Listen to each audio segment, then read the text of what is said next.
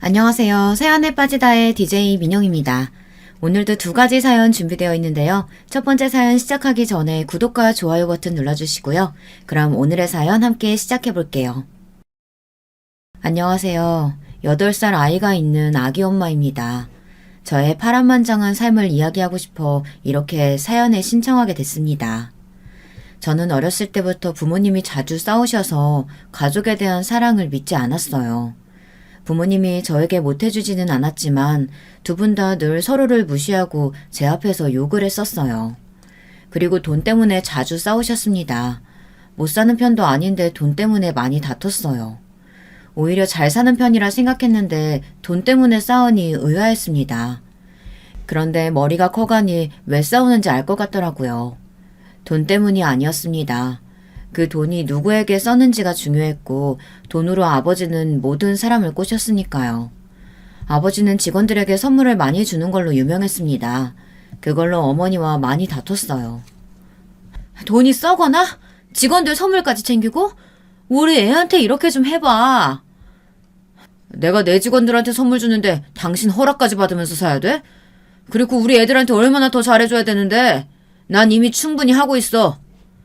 당신 솔직히 말해봐. 거기에 마음에 드는 사람 있어? 그래서 나한테 걸리지 않으려고 이렇게 모든 사람한테 다 돌리는 거 아니냐고. 처음에는 선물을 주는 게 좋은 일 아닌가, 어머니가 너무 민감하게 받아들이는 것 같아 너무 심한 것 같다고 말을 했었어요. 그런데 어머니의 말을 듣고 보니 왜 그렇게 말을 하는지 알게 되었어요. 어머니가 이런 생각을 한 이유는 있었습니다. 왜냐하면 어머니를 꼬실 때 아버지가 이런 방법으로 선물 공세를 했다고 했거든요. 어머니도 과거에는 아버지 밑에서 일을 했다고 했습니다. 그러니 어머니는 아버지의 행동에 대해 의심을 품었던 겁니다. 그런데 결국 그 의심은 확신이 되어버렸어요. 하루는 아버지가 한 여자 직원과 저희 집에 온 게 아니겠어요. 저는 그날 개교기념일이라 학교에 가지 않아 집에 있었습니다. 그걸 몰랐던 아버지는 여자와 함께 저희 집에 왔고 놀란 아버지는 회의 때문에 잠시 집에 왔다며 말을 했어요. 아버지는 엄청 놀라셨지만 그 여자는 놀란 기색이라고는 없었어요. 저는 그 여자를 쳐다봤어요. 안녕? 네 얘기 많이 들었어. 반가워? 오히려 저에게 인사를 하는 겁니다. 뻔뻔하지 않나요? 너 너무 귀엽다. 내 딸이면 좋겠는데. 너는 또 왜 애 앞에서 무슨 소리야? 왜요? 엄마 쫓아내고 아줌마가 제 엄마 하려고요? 그래요. 저는 한 성격 했습니다. 어릴 때부터 화끈했어요. 어머, 얘 봐. 너 그런 말 어디서 배웠니? 그리고 아줌마가 아니라 언니. 아줌마처럼 생겼으면서 왜 언니라고 불러요? 그리고 그냥 저는 제 생각을 말한 것뿐이에요. 지금 생각해봐도 저는 참 당돌했습니다. 왜 그랬나 모르겠어요. 물론 지금도 그렇지만요. 그렇게 전 친정아버지의 애인을 처음 만났습니다. 제가 이렇게 담담한 이유는 있었어요. 왜냐하면 저희 친정어머니도 남자친구가 있었거든요. 심지어 어머니는 제게 이런 말을 했어요. 아버지와 사랑해서 만난 건 아니라고 말했죠. 그럼 엄마는 왜 아빠랑 결혼한 거야? 엄마의 엄마랑 아빠의 엄마가 약속을 해서 어쩔 수 없이 결혼했어. 근데 엄마 남자친구 있는 건 아빠한테 비밀이다? 저희 어머니도 정말 최악의 엄마 아닌가요? 어린 딸에게 그런 말을 할 수가 있을까요? 그리고 어머니도 바람을 피우며 아버지의 바람은 용납 못한다니 어머니가 이기적인 사람이라고 생각했습니다. 하지만 또 저는 말을 잘 들었어요. 아버지의 외도 사실을 알고 나서도 저는 어머니에게 말하지 않았습니다. 왜냐면 어머니도 비밀이라고 했으니 아버지도 당연히 비밀이라고 생각했어요. 그런데 어느 순간부터 자연스럽게 어머니와 어머니 남자친구, 아버지와 아버지 여자친구가 저를 보러 오기 시작했어요. 저는 마치 부모님이 두 명이 된 것 같았어요. 어릴 때부터 그래서 저는 문제가 많이 있었습니다. 한 번은 가족 그림을 그리는 미술 수업 시간에 저는 4명의 사람과 저를 그렸는데요. 어머니 옆에 남자친구가 있었고 아버지 옆에는 여자친구가 있었고 그 4명 가운데 제가 있었어요. 그 그림을 보고 선생님은 제게 언니 오빠들이 다 크다고 말을 했는데 저는 거기서 부모님의 애인들이라고 말을 했습니다. 그때 선생님의 표정이 제대로 기억은 안 나지만 좋지 못했던 건 확실했어요. 그 후로 선생님은 어머니와 통화를 해봐야 할 것 같다며 잠시 남아있으라고 했어요. 어머니가 뭐라고 했는지는 모르겠지만 걱정스러운 표정으로 앞으로는 엄마, 아빠만 그리면 될 거라고 말해줬습니다. 그리고 하루는 이 일 때문에 친구들과 다퉜습니다. 저는 그냥 아무 생각 없이 아빠 여자친구 이야기를 했는데 아이들이 놀라며 놀리기 시작하더라고요. 저는 화가 나서 그 친구를 때렸고 결국 부모님을 모셔올 수밖에 없었습니다. 그 일로 저희 부모님이 서로 바람을 피운다는 사실을 알게 됐어요. 그렇게 저희 부모님은 이혼을 했냐고요? 아니요, 오히려 반대였습니다. 보면 계속 싸우기는 했지만 이혼은 하지 않았어요. 참 이상한 집안이지 않나요? 저는 그런 집안에서 자랐어요. 지금이야 이혼을 하고 그때 서로의 연인과 잘 살고 있어요. 보면 아버지와 어머니는 정말 인연이 아니었구나 생각이 듭니다. 가끔은 제가 태어나서 이혼을 못했나 생각을 해서 물어보면 부모님은 아무 말도 하시지 않았어요. 정말 바보 같죠? 저를 위해서 이혼은 안 하고 바람을 피우다니. 그러니 저는 사랑을 믿지 않았어요. 하지만 사람 마음이라는 게 참 쉽게 변하더라고요. 믿지 않으면서도 저도 모르게 한 사람이 제 마음에 들어오게 됐습니다. 학교에서 만난 후배인데 저를 좋아하게 됐어요. 제가 이것저것 도전도 하고 여행 다니느라 2년 정도 휴학을 해서 아래 동생들과 학교를 다녔는데요. 그때 만난 동생을 마음에 들어 제가 고백을 하게 됐습니다. 다행히 그 친구도 좋아한다고 해서 저희는 사귀게 됐고요. 저희는 잘 사귀게 됐고 그러다 그 친구가 군대를 가게 되어 헤어지게 됐습니다. 그렇게 저는 앞으로 연애는 없을 거라고 생각했는데 후배 친구가 저를 좋아한다고 고백을 하더라고요. 근데 그때 술을 마시고 있을 때라 저는 이미 남자친구도 없는데 뭐 어떠냐며 사귀기로 했습니다. 참 제정신이 아니라는 거 저도 알아요. 그런데 어쩌겠습니까? 이미 그렇게 된 걸. 여러분이라면 어리고 잘생긴 사람이 고백을 한다면 흔들리지 않겠어요? 그런데 웬걸 임신을 하게 된 겁니다. 어쩔 수 없이 저희는 같이 살 수밖에 없었어요. 저희 부모님은 괜찮다고 제가 원하면 결혼을 하고 아니면 혼자 키워도 된다고 말씀을 하셨어요. 오히려 손주가 생겼다며 좋아했습니다. 반대로 시부모님이 엄청 뭐라고 하셨어요. 저는 아이가 태어나면 정상적인 부모는 있어야 한다고 생각해서 결혼을 결심했고 시부모님께 허락을 받으러 갔습니다. 시부모님은 처음에 듣고 충격을 받으셨어요. 남편에게는 너 같은 자식 낳은 적 없다고 소리를 치고 저를 보고 잠깐 생각할 시간이 필요하다며 나가달라고 했습니다. 시부모님을 이해 못하는 건 아니지만 어쩔 수 없는 상황에서 결혼을 하는 게 제일 좋다고 생각한 저로서는 답답했습니다. 철이 없었어요. 나가라는 시어머니의 말에 못 나간다고 결혼을 허락받을 때까지는 한 발자국도 못 나간다고 했어요. 시부모님은 뭐 저런 애가 있나 하며 저를 쳐다보더라고요. 그래서 남편도 저와 같이 빌었습니다. 결국 시부모님은 허락을 하셨고 저희는 결혼식을 올리지 않고 서로 가족끼리 소소하게 식사하고 혼인신고만 했어요. 그리고 저는 엄마가 된다는 생각에 정신을 차리기 시작했습니다. 아이를 위해서 요리도 배우고 청소하는 법도 배우고 생활에 필요한 것들도 다 공부하면서 열심히 공부했어요. 제가 한번 꽂히면 열중하는 편이라 열심히 엄마가 될 준비를 했습니다. 저는 부모님의 사랑을 제대로 본 적이 없으니 저라도 저희 아이에게 부모님의 사랑을 잘 보여주자 싶어서 남편에게도 잘했습니다. 아침마다 갓 지은 밥을 해주고 매번 반찬은 다르게 했어요. 오히려 남편이 부담스럽다고 조금만 줄여도 될 것 같다고 얘기를 할 정도였어요. 그리고 출산을 하게 됐습니다. 그런데 문제는 남편이 군대를 가야 한다는 거였어요. 저는 당연히 남편이 군대를 갔다 왔다고 생각했었는데 군대를 가지 않았더라고요. 군대 기다려주기 힘들어서 전에 사귄 사람과 헤어졌는데 남편까지 군대를 기다려야 하니 할 말이 없더라고요. 어쩌겠어요. 기다려야죠. 하지만 기다리는 것보다 더한 게 있었습니다. 시어머니의 잔소리였어요. 시부모님은 남편이 군대에 가 있으니 시댁으로 들어오라고 하시더라고요.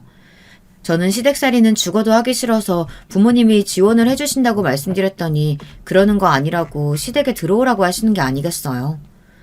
어디 아기 엄마가 혼자 짖느니 무슨 일을 벌릴 줄 알고. 시어머니는 저희 부모님이 재혼한 사실을 알고 계셨는데요. 그 때문인지 몰라도 제가 바람이라도 날까 걱정을 하고 계시더라고요. 어머님, 저 걱정할 일 만들지 않을 거예요. 믿어주세요. 안 된다. 내가 어떻게 알고. 그리고 애가 무슨 일 생기면 그때는 어쩔 건데. 들어와라. 눈치를 안 볼 줄 알았는데 남편과 이혼은 절대로 하지 않겠다고 다짐했고 가족들과 화목하게 지내는 게 제 목표였기 때문에 저는 시부모님에게 져드릴 수밖에 없었어요. 괜히 저 때문에 아이를 싫어할까봐 저는 숙이고 들어갔어요. 그런데 문제는 시부모님만 사는 게 아니라 도련님도 같이 살거든요. 저는 처음에 도련님이라는 호칭을 부르기 싫어서 실은 그냥 이름을 부르다 시어머니께 된통 혼난 적이 있었거든요. 도련님이라고 부르라고 나중에 결혼을 하게 된다면 서방님이라고 불러야 한다고 하는데 정말 호칭을 부르기가 싫었거든요. 왜냐면 도련님 성격이 장난이 아니기 때문입니다. 처음 도련님이 저를 보고 휘파람을 부르며 몸매 좋다고 칭찬을 하는 겁니다. 정말 예의라고는 찾아볼 수 없었어요. 그리고는 남편이 어디가 좋냐고 물어보는데 자꾸 남편 욕을 하는 게 아니겠어요? 그리고 저보다 나이가 어린데도 불구하고 계속 반말을 하길래 제가 한 소리 했습니다. 저기 처음 보는 자리인데 반말하시는 건 좀 예의에 어긋나지 않나요? 아이, 우리 형수님 생각보다 성격 있으시네. 왜? 내가 반말하면 형수도 반말하면 되잖아. 형수도 반말하면 되지, 안 그래? 제 표정은 점점 굳어갔습니다. 저는 이복 동생들과도 말을 놓은 적이 없는데 처음 보는 남편 동생과 말을 놓는다는 건 상상하기도 힘든 일이었어요. 저는 너무 화가 나서 말을 놓을까 고민했었는데 그러면 똑같은 사람이 될 것 같아서 정신 차리고 좋게 타일렀습니다. 농담도 잘하시네요. 저는 반말 안 해요. 그러니 같이 존댓말 하죠. 좋게 좋게. 왜? 엄마한테 뭐라고 하게? 해보시던가요? 남편은 윗사람한테 깍듯하던데 어디서 저런 동생이 나왔나 싶었습니다. 그리고 또 다음 시댁 식구들과 저녁을 먹는 자리에서도 반말을 하더라고요. 형수, 나 물 좀. 여기요.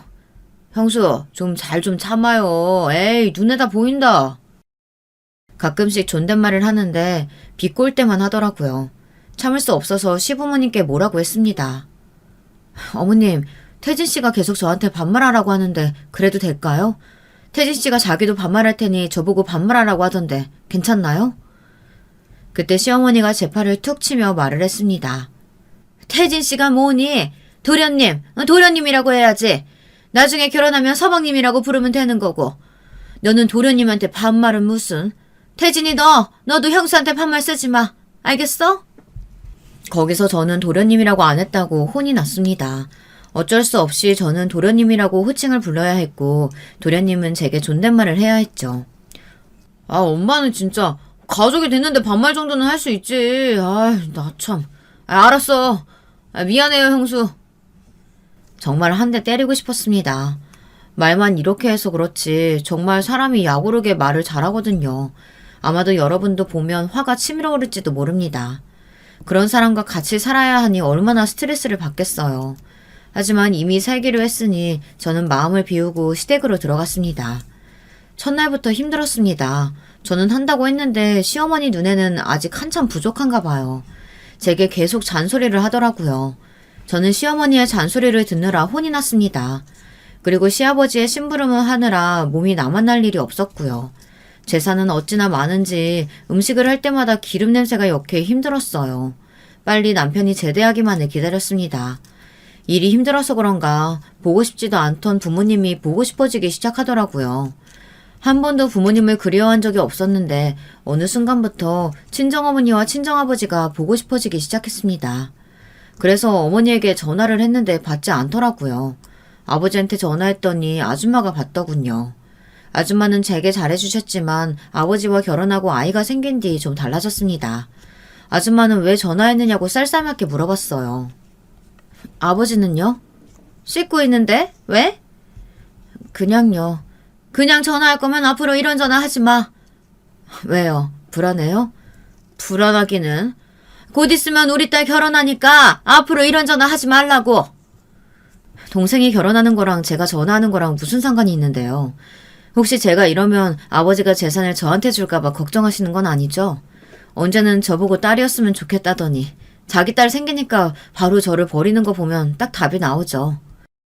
너는 어릴 때부터 그랬어. 어른한테 따박따박 말대답이나 하고 싹 수 없는 거.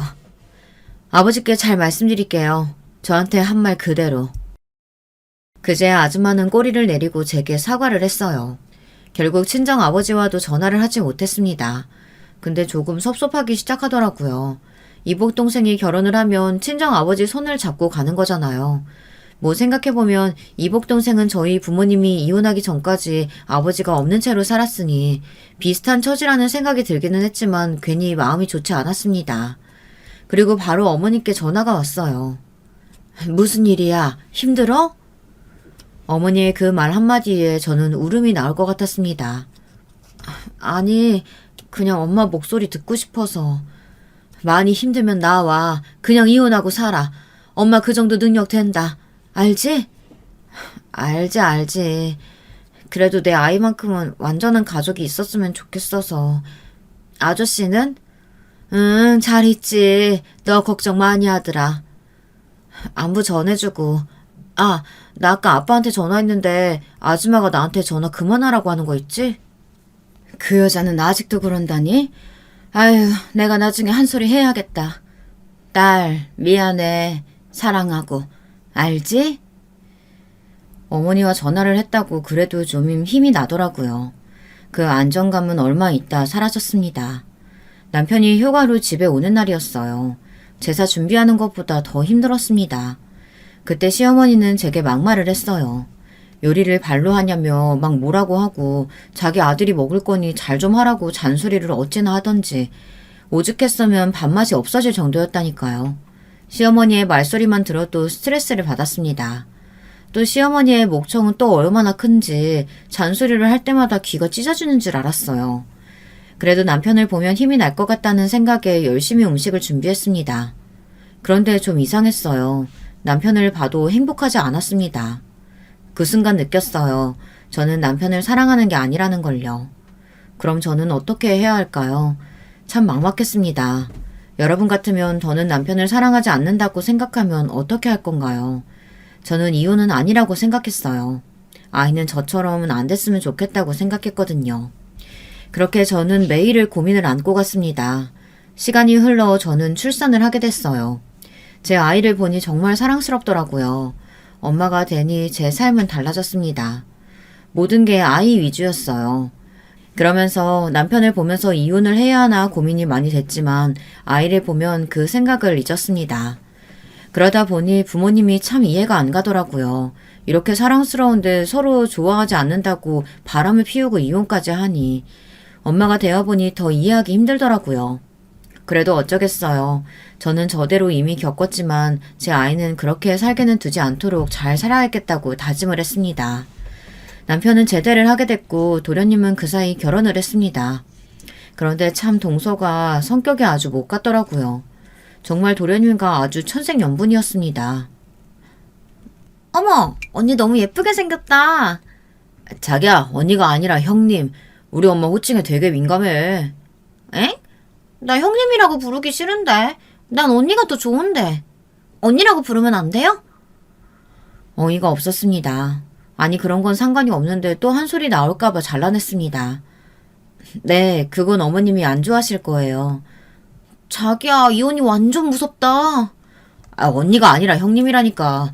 형수님 죄송해요. 저희 자기가 좀 해맑아서 그래요. 이해하죠? 저는 참 죽이 잘 맞는 사람끼리 만났다고 생각했습니다. 시어머니는 그런 동서를 싫어할 줄 알았는데 좋아하더라고요. 그 이유는 동서네가 잘 사는 것 같아서 좋아하는 것 같았어요. 동서는 이 동네 저 동네 자기가 잘 산다고 떠들어댔습니다.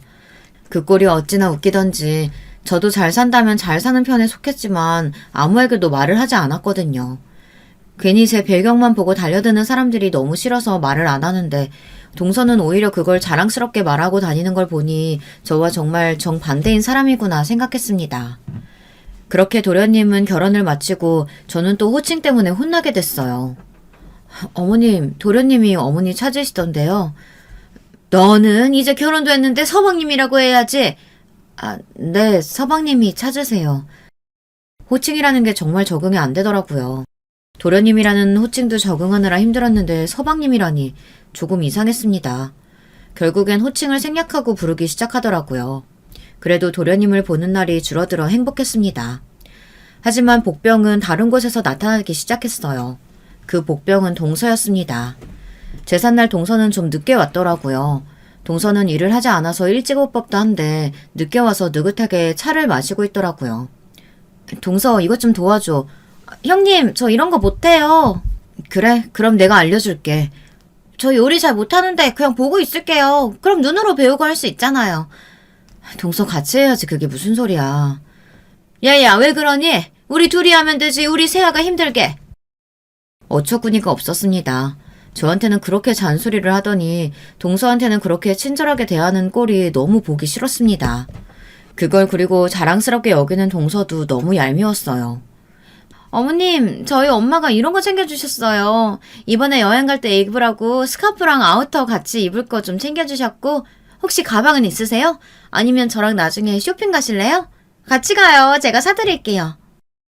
동서는 돈으로 시어머니를 휘둘렀습니다. 시어머니도 그렇고 시아버지도 돈으로 휘둘렀어요. 아버님, 낚시 좋아하시죠? 여기, 낚싯대, 짜잔! 시아버지와 시어머니는 동서가 예쁘다고 우리 며느리 최고다, 사랑스럽다 등 극찬을 하셨어요. 그리고 또 다른 일이 있었습니다. 시어머니 생신 때 일입니다. 저는 아침부터 미역국을 끓이고 잡채며 전이며 다 만들었어요. 그런데 시어머니가 어디 나가시는 게 아니겠어요? 어머님, 어디 가세요? 생신창 차려뒀는데. 너 못 들었니? 둘째 내가 이 근처 괜찮은 카페에 있다고 해서 나간다. 뭐 브런치? 뭐 그거 먹자는데.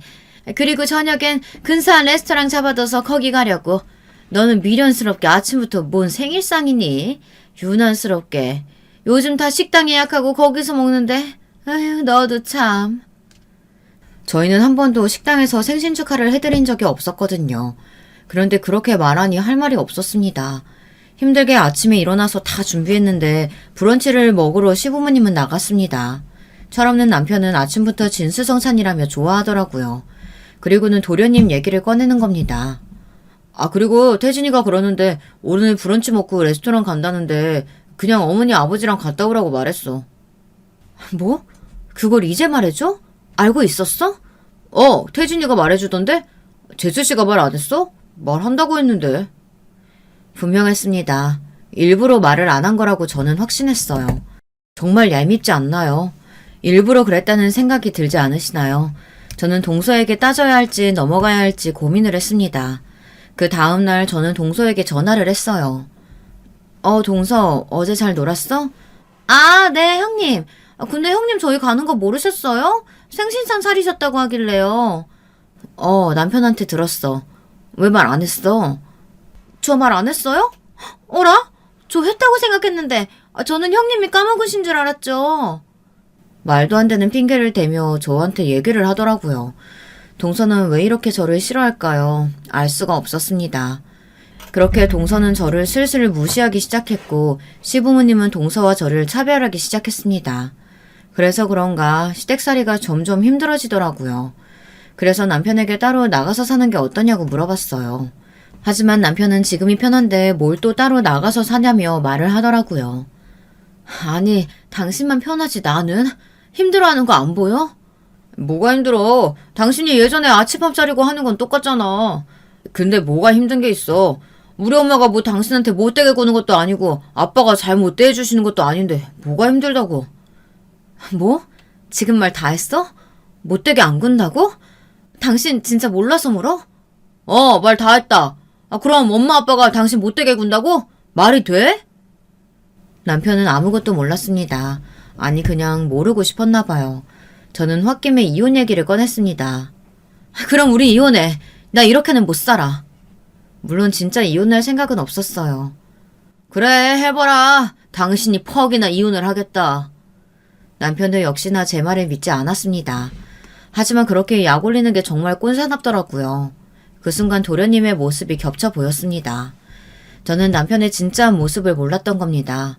그날 이후 제 남편을 볼 때마다 도련님이 겹쳐 보이고 정이 뚝뚝 떨어지기 시작했어요. 술 마시고 양치 안 하고 집에 와서 침대에 누워 배를 긁는 모습이며 밥을 먹을 때 쩝쩝거리는 소리, 머리를 벅벅 긁는 소리, 머리에 있는 비듬이며 다 싫었습니다. 정말 진지하게 고민을 했습니다. 하물며 시어머니의 잔소리와 차별도 심해져 이혼을 너무 하고 싶었어요. 여러분들이라면 어떻게 할 건가요? 이혼을 해야 할까요? 참아야 할까요? 정말 고민이 많이 됐지만 다들 이렇게 살 거라고 위로를 하며 저는 아이를 위해 참기로 했습니다. 하지만 제게 기회가 왔어요. 기회라고 해야 될진 모르겠지만 이혼을 당당하게 할 수 있는 사건이 생겼습니다. 조금 충격적인 일인데요. 놀랄 수도 있으니 미리 말씀드릴게요. 정말 상상도 못한 인물이 나오고 말았죠. 어느 날부터 남편은 집에 들어오지 않더라고요. 남편이 출장이 잦기는 했지만 이 정도로 안 들어오는 일은 없었습니다. 그리고 어느 순간부터 새로운 향수 냄새가 나기 시작하더라고요. 남편에게도 없는 향이고 저에게도 없는 향인데 도대체 이 향은 뭐냐고 물어보니 남편은 새로 들어온 신입 향수라며 그냥 넘기더라고요. 그런데 제가 누굽니까? 어릴 때부터 부모님의 외도를 지켜봐온 사람으로서 이건 단순히 넘길 문제는 아니라고 생각했어요. 그런데 제가 이 향을 맡아본 적이 있는 것 같다는 생각이 들었습니다. 마냥 유명한 향은 아니라 어디서 맡아봤을까 생각했었는데 제 이복동생과 향이 같더라고요. 하지만 그 향을 이복동생만 쓰는 것도 아니고 우연이겠지 생각을 했어요. 그리고 이복동생은 곧 결혼을 한다고 했으니 절대 바람을 피울 리가 없고 이복동생 부모님도 바람으로 만났으니 바람이 너무 싫다고 얘기를 했었거든요. 그런데 어느 날 모르는 번호로 전화가 왔어요. 갑자기 제 이복동생을 아냐고 물어보는 겁니다. 그래서 제 동생이라고 했더니 당황하면서 언니가 있다는 말은 못 들어봤다고 하는 겁니다. 그래서 저는 이복 언니라고 말을 했고 그 순간 그 남자는 당황을 하더라고요. 그쪽 남편이랑 자기 약혼녀가 바람이 났다고 말하더라고요. 제 의심이 확신이 되는 순간 저는 심장이 철렁했습니다. 그 상대방 남자도 놀란 것 같았어요. 이복 언니의 남편과 바람이 났다는 게 놀랄만하지 않나요? 정말 충격적이지 않나요? 설마 했는데 제 동생과 바람이 난 거였어요. 예전에 몇 번 보기는 했지만 그렇게 자주 만나지는 않았거든요. 그런데 어떻게 만나게 된지는 모르겠지만 이복 동생과 남편이 바람이 났다니 믿기지 않았습니다. 저는 그 남자를 만나기로 했어요. 안녕하세요. 놀랐습니다. 상대가 이복 언니 남편이라니. 저도 놀랐어요. 아니 그것보다 어떻게 아신 거예요? 실은 약혼녀가 요즘 좀 이상하게 행동해서 미행을 했는데 그쪽 남편이랑 만나고 있는 걸 봤어요. 그래서 그 남자를 따라갔는데 카페로 갔고 마침 휴대폰을 두고 화장실에 가는 것 같더라고요. 그러면 안 되는데 급한 나머지 휴대폰에서 마누라라고 적힌 번호만 들고 나왔어요. 정말 드라마 같은 이야기 아닌가요? 안 그래도 요즘 향수 냄새가 많이 나길래 누구를 새로 만난다고 생각했는데 그 향이 제 이복동생 향이랑 똑같다고 생각했었거든요.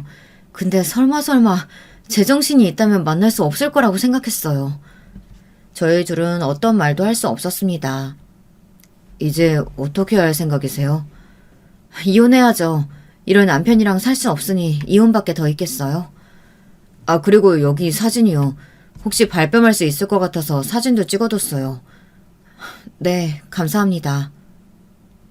그렇게 전 이혼을 하기로 결심했습니다. 역시 저에게는 사람과 어울리지 않는다고 생각을 했어요. 내 주제에 무슨 사랑이겠냐 생각을 하고는 저는 그날 바로 남편에게 이혼 통보를 하고 시어머니와 시아버지께도 이혼을 할 거라고 말했습니다. 그러자 시어머니는 무슨 말도 안 되는 소리냐며 화를 내시더라고요. 무슨 말도 안 되는 소리? 이혼은 무슨 안 된다. 그냥 너 우리랑 사는 게 힘들어서 그러는 거 아니니? 내가 모를 줄 알아? 그래. 당신 저번에 이혼하자고 했는데 누가 그렇게 쉽게 이혼을 하게 해준대? 저는 그 사진을 보여드렸습니다. 시부모님은 뒷목을 잡고 쓰러지셨고 남편은 화를 내다 말이 없어졌어요. 그리고 시부모님께 이복 동생이라고 사실을 말하자 시어머니가 남편의 등짝을 마구 때리기 시작했습니다. 어휴, 이 한심한 놈아. 바람 피우긴 왜 피워 이놈아. 아휴, 너만 아니면 그냥 돈 받고 살 수 있었는데. 어휴, 이놈아. 네? 그게 무슨 소리세요? 알고 보니 저희 어머니가 저를 잘 부탁한다고 매달 시어머니께 돈을 보냈다는 겁니다. 아이를 낳고부터 줬다고 했어요. 저는 그것도 모르고 시어머니께 쩔쩔매니 땡 잡았다 생각이 든 시댁 식구들과 남편은 저를 막 부려먹었고요. 이런 사람들을 가족이라고 생각한 제 자신이 한심했습니다. 그날 울면서 친정 어머니에게 전화를 했어요. 딸, 무슨 일 있어? 엄마 왜 말 안 했어? 돈 준 건 얘기했어야지. 나 그것도 모르고 열심히 살았잖아. 엄마, 근데 나 이혼할 거야. 저는 모든 사실을 다 말했고 화가 난 어머니는 시댁으로 찾아왔습니다. 아이고 사부인, 무슨 일이세요? 무슨 일? 무슨 일이긴요. 제가 준 돈 달라고요. 저는 딸 잘 부탁한다고 보냈지 그쪽이 제 딸 부려먹으라고 준 거 아닙니다. 그리고 이서방, 자네도 그러는 거 아니지? 뭐 바람? 내 딸만큼은 그러지 않았으면 좋겠다고 했는데 바람을 내 딸이 피운 것도 아니고 네가 피워? 사돈 진정하시고 저희랑 말을 합시다. 말할 것도 없어요. 당장 제가 준 돈 돌려주시고 그리고 우리 딸이랑 손자 제가 데려갑니다. 할 말 없으시죠?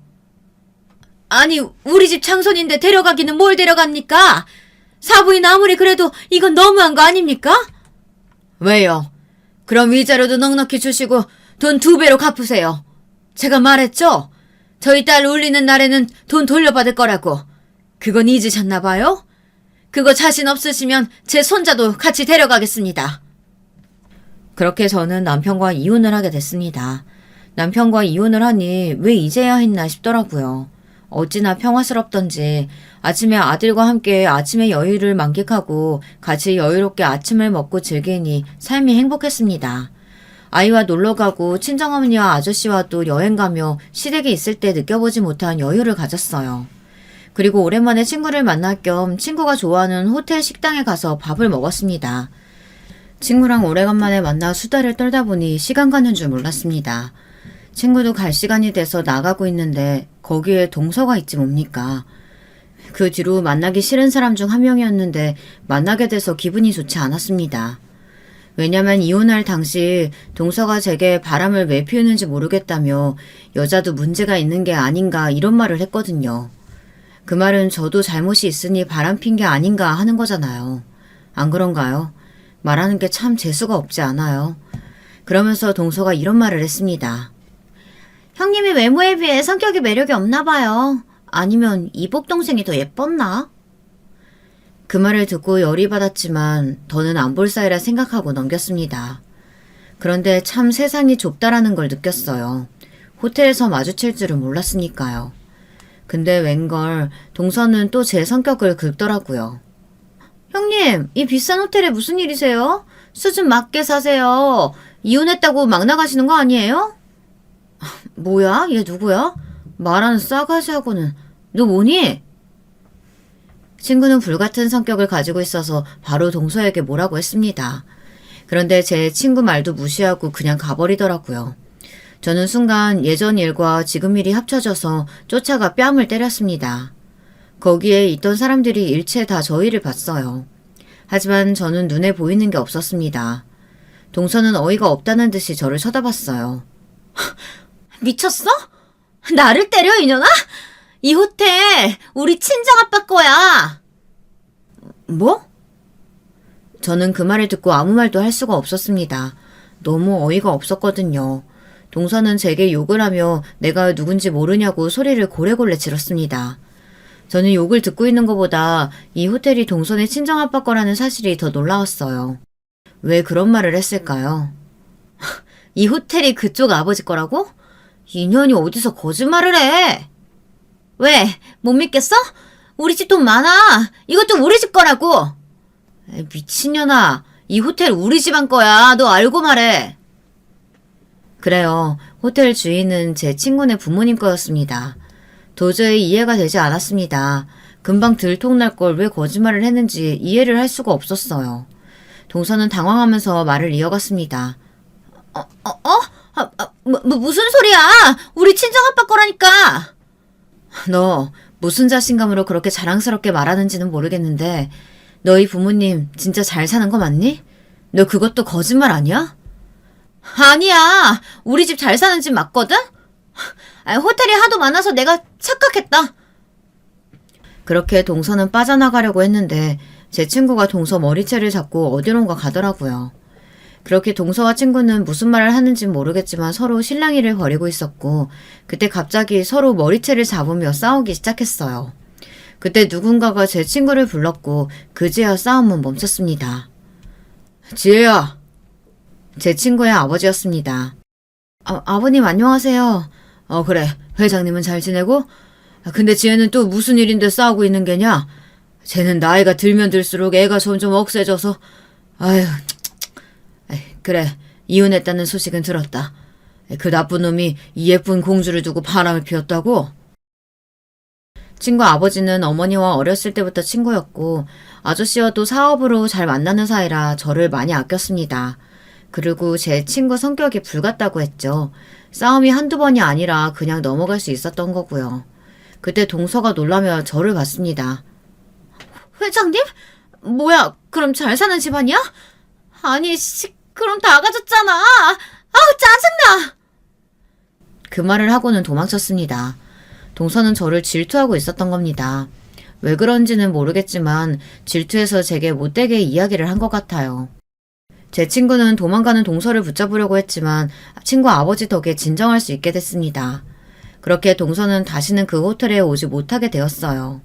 쪽팔려서 어떻게 온답니까?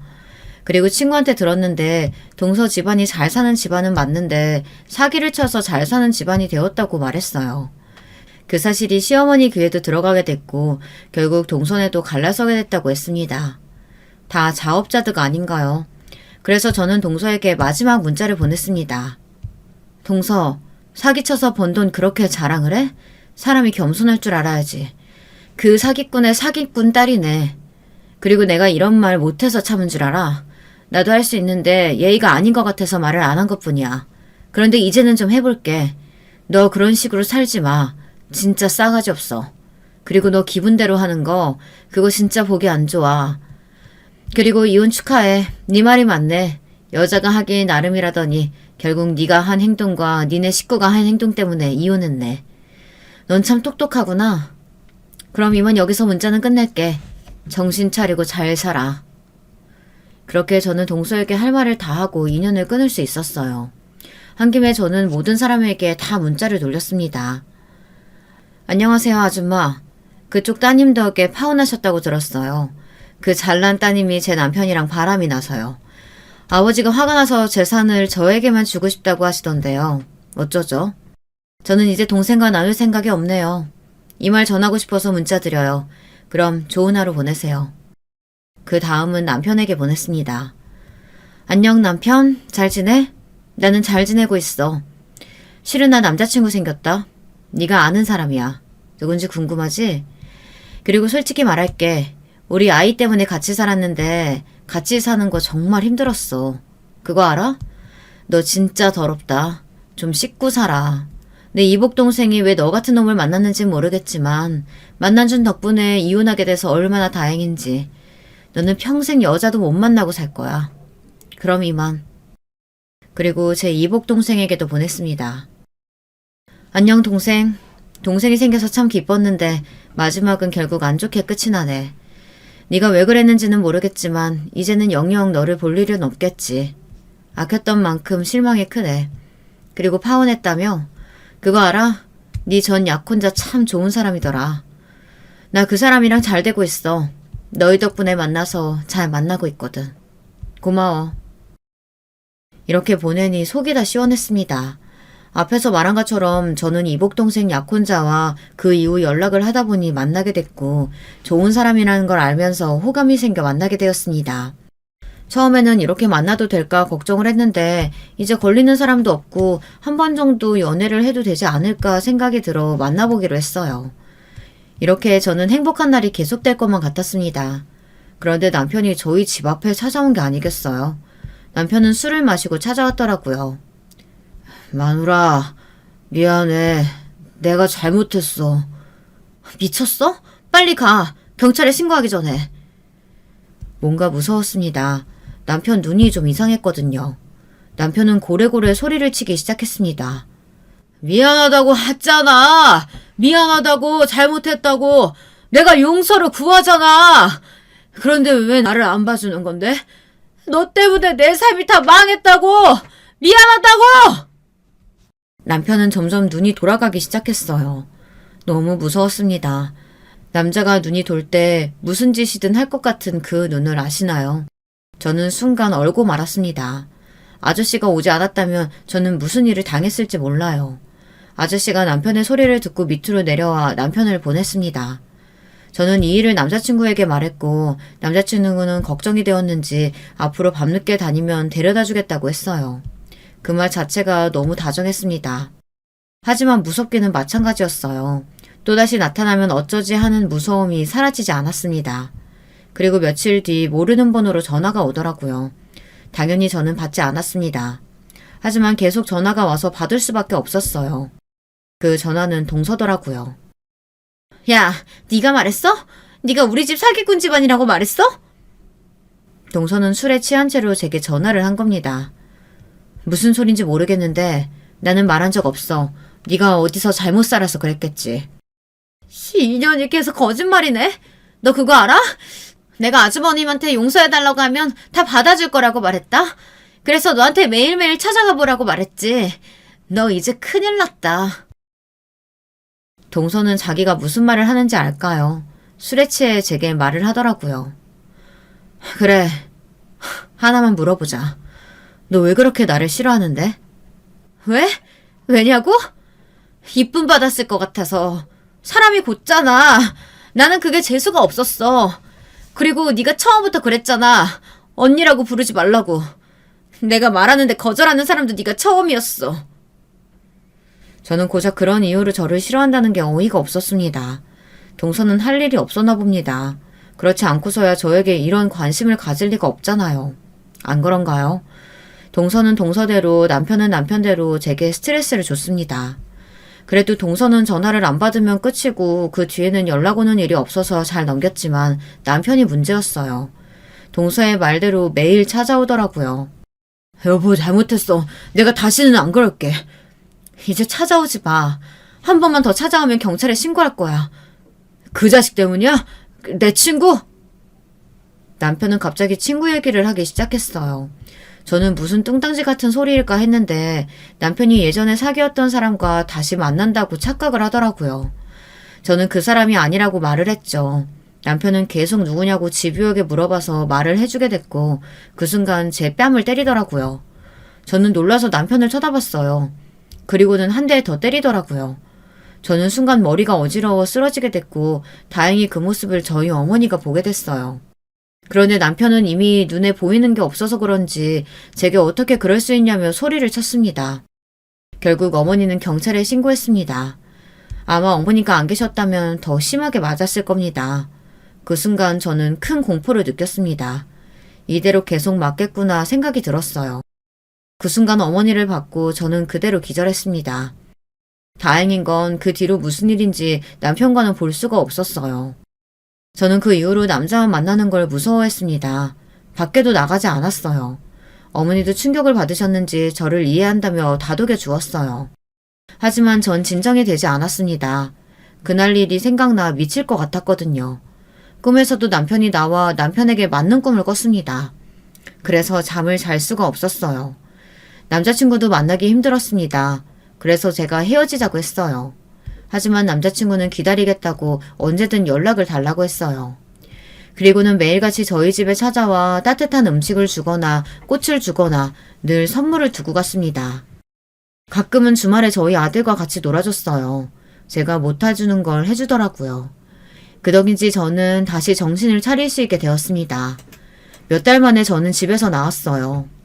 그 모습을 보고 어머니와 아저씨는 저를 꼭 안아주셨고 저는 아들과 함께 나가서 놀아주었습니다. 몇 달 동안 밖에서 놀아주지 못해서 미안했거든요. 그리고 친구가 저를 호텔로 부르길래 갔습니다. 친구는 수고했다며 저를 안아줬고 선물이 있다고 룸으로 가보라고 말했어요. 룸에는 제 남자친구가 있었습니다. 남자친구는 제게 결혼을 해달라고 프로포즈를 했어요. 다사다난한 일들이 많았지만 그 덕에 만날 수 있어서 행복했다며 꼭 함께 미래를 그리고 싶다고 말하더라고요. 저는 그 말을 듣고 눈물이 나왔습니다. 그리고는 프로포즈를 승낙했어요. 그 순간 어머니와 아저씨, 친구가 축하한다며 들어오는 게 아니겠어요?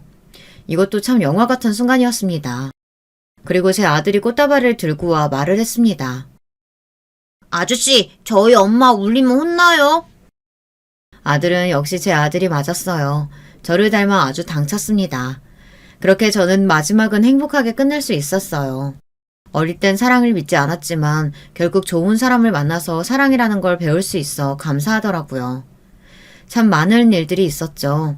걱정인 건 제 아들이 이런 일을 감당할 수 있을까 걱정했는데 역시 제 아들이더라고요. 오히려 저를 안아주며 사랑한다고 말해주는 게 아니겠어요. 어쩜 이런 아들이 있는지. 아들 덕에도 가족의 사랑을 느낄 수 있었습니다. 그리고 이건 아버지는 그 아줌마를 만나고도 이 여자 저 여자 만났다고 합니다. 어머니 말로는 결혼을 하고 바람을 피우면서도 다른 사람이랑 만났다고 하지 뭡니까? 그 아줌마도 알고 있었는데 아버지의 돈을 보고 옆에 있는 거라며 결국 그 아줌마도 나이가 들면 벌 수 없을 거라고 말하더라고요. 어쨌든 저는 행복하게 마무리가 됐습니다. 어땠나요? 제 인생 참 파란만장하지 않나요? 제 이야기 들어주셔서 감사합니다. 모든 가족들이 행복했으면 좋겠네요. 혹시라도 저처럼 힘든 일이 있으신 분들이라면 제가 응원하겠습니다. 행복하길 빌게요.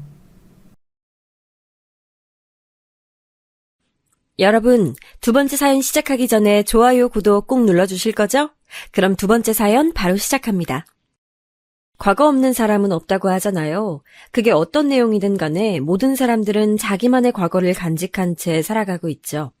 그렇다면 여러분께서 만약 가까운 사람의 놀라운 과거를 어느 날 알게 되신다면 어떻게 반응하시겠어요? 이번 사연이 담고 있는 과거 이야기가 어떤 것인지 제가 바로 소개해 드릴게요.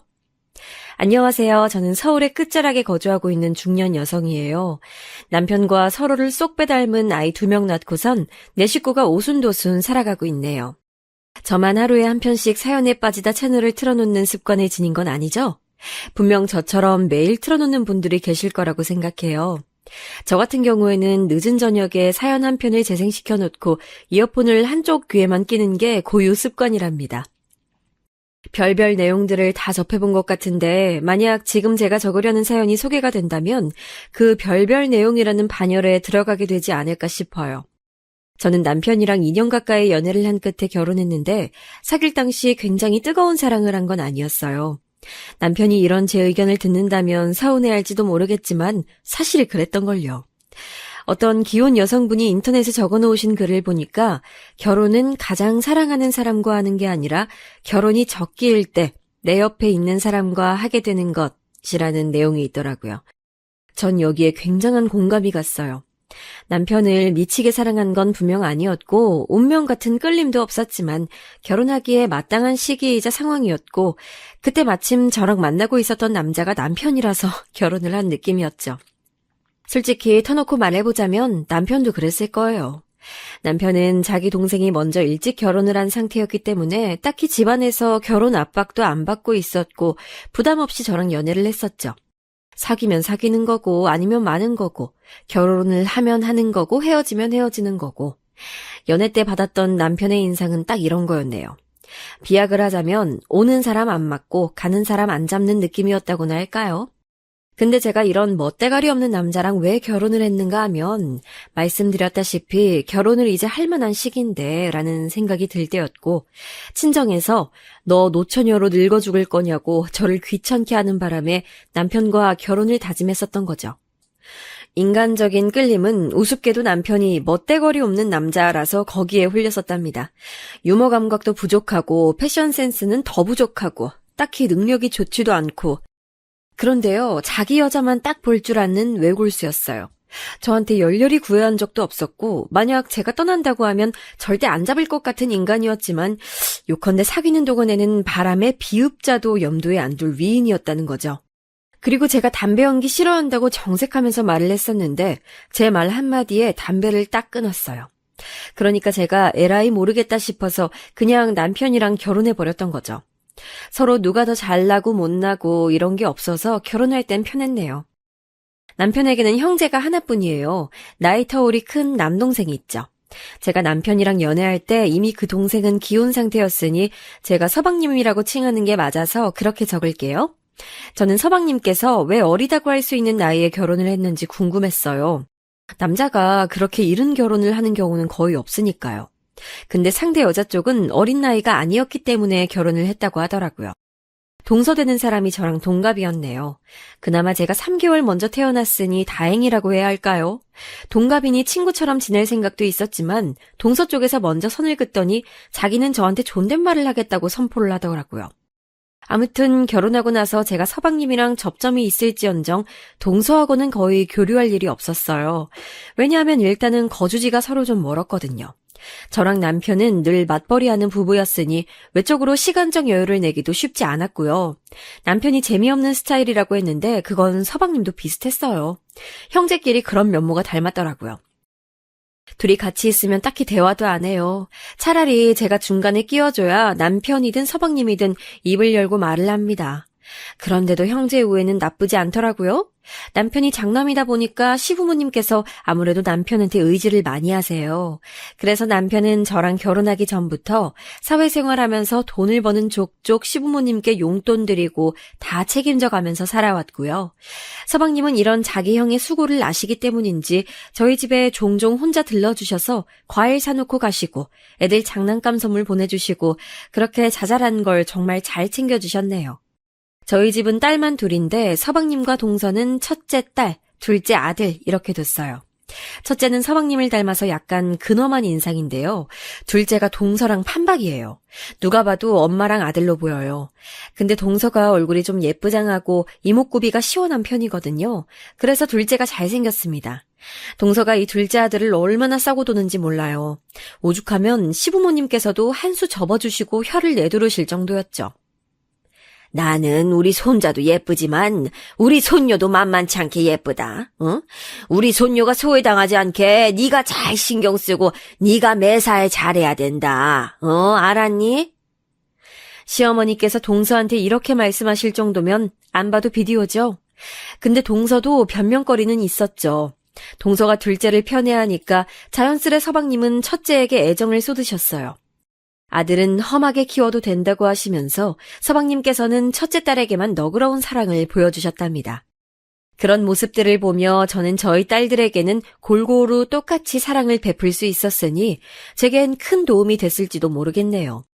전 애들 키우고 교육하는 것도 호들갑 한 번 안 떨고 조용히 했던 것 같아요. 성격 자체가 그래요. 약간 무감각하고 무던한 편이죠. 애들 어렸을 때 제 친정엄마랑 동생이 육아를 도와줘서 저는 마음 놓고 일을 다닐 수 있었고요. 감사하고 행복한 부분인데 이걸 두고 동서는 안쓰럽다고 했습니다. 저는 형님을 보면요, 오리가 생각나요. 형님 혹시 오리가 어떻게 헤엄치는지 아세요? 응? 아니, 모르겠는데.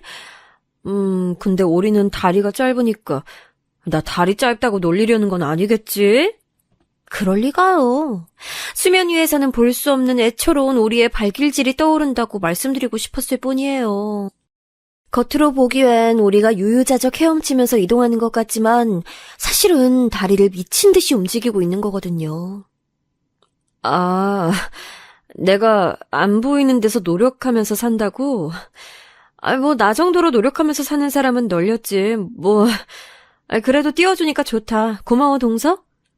널렸다뇨. 절대 안 널렸어요. 저만 봐도 그래요. 전 형님과 같이 노력은 안 하잖아요. 구질구질하고 안쓰럽고 어쩜 그렇게 매일을 사실 수 있는지 놀라워요. 기껏 대출 끌어당겨서 18평짜리에 살고 있는데 애들은 하루가 다르게 커가고 형님은 안정적인 직장 다니시는 대신에 월급이 쥐꼬리만 하고 그거 누구 코에 붙여요? 아주버님은 돈을 꽤 버시는 대신에 그게 매달 그렇다는 보장도 없고 언제 잘리실지도 모르고 불안해서 일은 어떻게 다니실까요? 정말 저는 형님 볼 때마다 말로 설명할 수 없는 애잔함이 속에서 올라와요. 작게 혀를 쯧쯧 차기까지 하면서 저한테 그런 말을 하는데 진짜 어떻게 반응해야 할지 모르겠더라고요. 제가 내형적이라고 한다면 동서는 외향적이었는데 꼭 그런 걸로 가르지 않더라도 동서는 저보다 확연히 기가 셌어요. 제가 너무 안쓰럽다면서 눈썹을 축 내리고 있었지만 인매는 어쩐지 실룩거리는 모양새였죠. 몇 번 동서랑 그런 식으로 마찰 아닌 마찰을 빚고 나니까 제 쪽에서 동서를 피하게 되더라고요. 그랬더니 어느 날은 동서가 저한테 이랬어요. 사는 세계가 다르면 원래 가까워질 수 없는 법이죠. 같은 몰에서 노는 사람끼리 지내는 게 맞는 것 같아요. 자기랑 제가 다르단 얘기였어요. 동서가 부잣집 딸이라도 됐냐고요? 그런 것까지는 아니었죠. 오히려 집안의 기반만 본다면 차라리 제 친정집이 좀 더 낫지 않나 싶을 정도였고요. 근데 동서의 동생들이 동서한테 되게 잘하는 모양이었답니다. 동생이 2명 있는데 둘 다 그렇게 동서한테 잘한다고 들었어요. 매달 용돈 보내주고 애들 선물도 주기적으로 보내온다고 서방님을 통해서 들었기 때문에 확실한 정보였죠. 그리고 결혼 당시에 서방님은 나이가 나이다 보니까 벌어놓은 돈이 없었고 시부모님께서 자금을 다 내주셨는데 동서는 자기 힘으로 거의 돈을 댔다고 하더군요. 솔직히 대단하잖아요. 그러니까 동서가 매사에 콧대 높게 의스댈 수 있었던 것이죠. 도대체 뭘 하면서 돈을 모았던 것일까 궁금해서 서방님께 여쭤봤더니 동서가 본격적으로 직장을 다닌 건 아니었고 그냥 아르바이트 같은 거라면서 여러 군데를 전전했었다네요. 그런데도 돈을 그 정도로 모았던 거래요. 놀랄 노자였죠. 하여간에 동서란 인물이 범상치 않다고 생각이 됐어요. 1대1로 붙으면 저만 피 터지는 조합이었기 때문에 되도록 같은 날에 시댁으로 방문하는 일은 없도록 제가 피하고자 했었네요. 시부모님께서 워낙 손주들을 예뻐하시기 때문에 저나 동서나 시댁에는 종종 잘 가는 편이었답니다. 시댁에 가면 저는 우선 청소할 것부터 찾아서 청소하고 식사 때 맞춰서 밥 준비하고 그런 식으로 움직이거든요. 근데 동서는 텔레비전 앞에 앉아있거나 작은 방에 들어가서 코까지 골며 자는 게 다반사였어요. 시부모님께서도 기가 막혀 하셨지만 동서는 애들을 데리고 여기에 온 것만으로도 나는 큰 할 일을 한 거다라는 입장을 고수하셨답니다. 그래도 서방님이 함께 계실 때는 코 골면서 자진 않았어요. 주말 같은 때는 서방님도 시댁에 들르시곤 했어요. 제 남편은 업무 특성상 토요일에도 바빠서 시댁에 들르기란 쉽지 않았죠. 그런데 어느 날 제가 동서의 입에서 너무 황당한 내용을 듣고 말았어요. 결국은 택배 일을 하시는구나. 난 예상했지. 난 아주버님께서 택배 일이나 하시게 될 줄 알았지. 역시 사람의 수준 따라서 직업도 따라가는구나. 휴대폰을 하면서 흥얼거리는 혼잣말이었지만 뻔히 옆에 제가 있는데 그런 말을 하는 건 혼잣말이라고 치부할 수는 없잖아요. 게다가 제 남편 얘기였어요. 너무 어이가 없어서 지금 무슨 말 한 거냐고 물어봤죠. 그랬더니 동서가 깜짝 놀라는 표정을 과장스럽게 짓더니 들으셨어요? 그게 들리셨어요? 아니, 저는 아주버님께서 지난달부터 택배 일을 하셨다길래 부디 적성에 잘 맞으시길 바란다는 뜻으로 그렇게 중얼거린 거예요. 뻔뻔스러운 말을 하더군요. 그래서 제가 남편이 택배회사에서 일을 하게 된 걸 저는 하나도 못난 거라고 생각하지 않고 있으며 어렵고 힘든 일하는 것 같아서 걱정되는 마음만 있다고 말해줬어요. 그러니까 함부로 다른 사람이 하는 일을 재단하지 말라고도 했고요. 그랬더니 동서가 입을 삐죽거리면서 고개를 휙 돌려버리더군요.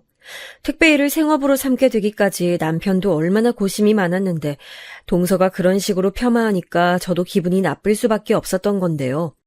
그래도 동서가 조용해졌으니 그걸로 일단락된 거라고 생각했었어요.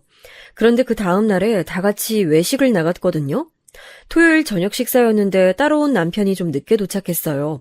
고생하면서 일하다 온 티가 나길래 저는 가슴 짠하고 자랑스럽고 그런 심정으로 남편을 맞이했고 제 옆자리에 앉으라 그랬죠. 서방님이 남편한테 택배 일 안 힘드냐, 요즘 어떠냐 이런 걸 물어보셔서 형제끼리 그런 대화를 한참 나눴어요. 동서는 둘째 아들이 밥도 제대로 안 먹고 휴대폰으로 자꾸 게임만 하고 있으니까 속상해서 어쩔 줄 몰라 하는 게 보이더군요. 거기까진 괜찮았는데 이제 다 먹고 나갈 때가 돼서 동서가 자기 아들한테 잔소리를 하며 던진 내용이 가관이었어요. 너 자꾸 게임만 하고 공부 열심히 안 하면 큰아빠처럼 되는 거야. 택배 상자나 나르는 하급 인생 살고 싶어서 그래? 전 사실 그때 제대로 못 들었는데 남편이 그걸 딱 정확히 들었다더군요. 어쩐지 식당을 나서는데 남편의 표정이 너무 어두웠어요.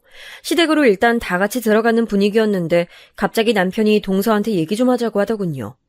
분위기가 딱 이상한 걸 감지한 서방님이 무슨 일이냐고 물어보시고 시부모님께서도 어리둥절해 하시고 동서는 코웃음을 치더니 몸을 휙 돌려서 먼저 시댁 안으로 발길을 돌렸죠. 어른들 일에 관심 없는 애들은 다들 휴대폰만 보고 있길래 제가 저희 큰애한테 카드 쥐어주면서 넷이 다 같이 바로 앞에 있는 카페에 가서 음료 시켜 먹고 놀라고 보냈습니다. 애들 다 빠지고 어른들만 시댁으로 올라갔고요. 동서랑 남편이 살벌한 표정으로 작은 방에 들어가길래 저랑 사방님이 놀란 시선을 교환하면서 방문 앞으로 가봤죠. 귀를 기울였더니 동서의 격양된 목소리가 들리더군요. 왜요? 제가 못할 말한 건 아니잖아요. 정확히 짚어줘야 애들은 경각심을 가진다니까요? 그렇다고 어떻게 나를 하급 인생이라느니요. 그렇게 표현할 수가 있어. 자식 교육에도 그게 안 좋은 거 아니야? 참나. 택배 상자나 열심히 나르세요. 남의 자식 교육에 참견 마시고. 뭐라고? 내가 다 듣고도 못 들은 척 참고 살아서 그랬던 거지. 여태까지 나를 우습게 알고 깔보면서 조롱해왔던 거 사실 다 알고 있었어. 날 응원한답시고 말을 하면서도 은근하게 나를 비웃어왔잖아. 그래도 나 아무 내색 안 했다. 그런데도 왜 사람을 이 지경으로 비참하게 낙인을 찍어버리려고 해? 난 하루하루를 누구보다 열심히 사는 사람이야. 그거에 자부심 하나는 가지고 있어. 그러니까 나한테 이렇다 저렇다 하지 말고 본인이나 잘해. 자부심이요? 뭔 자부심? 이러시니까 제가 정신 차리고 잘 사시라고 냉철한 조언을 드릴 수밖에 없었던 거예요.